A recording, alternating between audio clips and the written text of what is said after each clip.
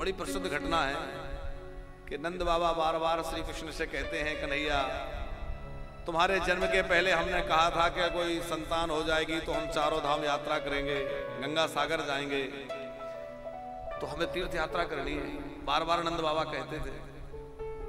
श्री कृष्ण को लगा कि शायद बाबा को ब्रज की महिमा नहीं पता, इसलिए बार बार तीर्थ यात्रा का विचार करते हैं। तो श्री कृष्ण ने चारों धाम सब तीर्थों को तो वृंदावन में बुलाया।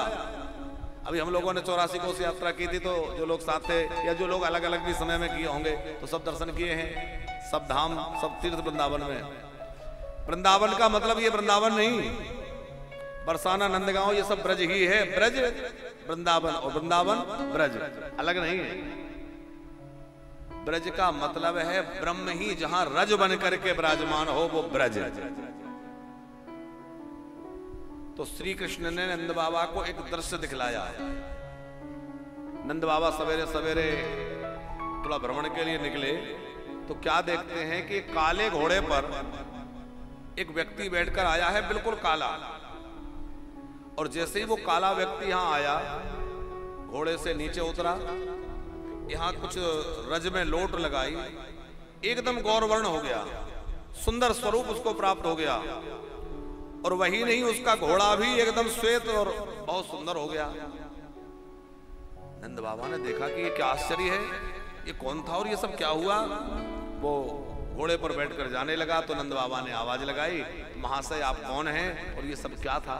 आप आए थे तब तो बड़े काले थे और जा रहे हैं तो एकदम गौरवर्ण। उन्होंने कहा कि मैं तीर्थराज प्रयाग हूं। कौन थे वो?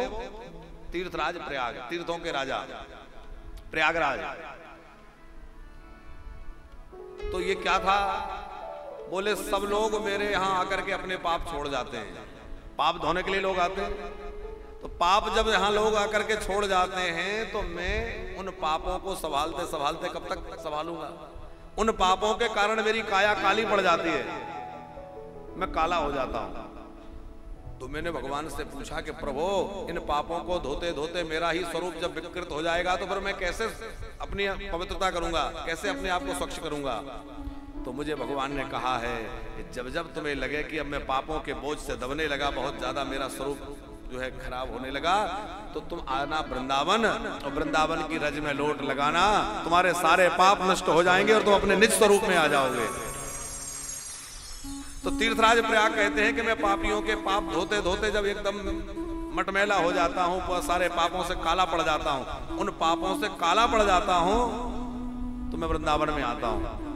और जैसे ही ब्रजरज का स्पर्श मुझे प्राप्त होता है तो ब्रजरज का स्पर्श प्राप्त करते ही मैं पुनः अपने स्वरूप को प्राप्त कर लेता हूं और फिर लौट जाता हूं। यह है वृंदावन के रज की महिमा।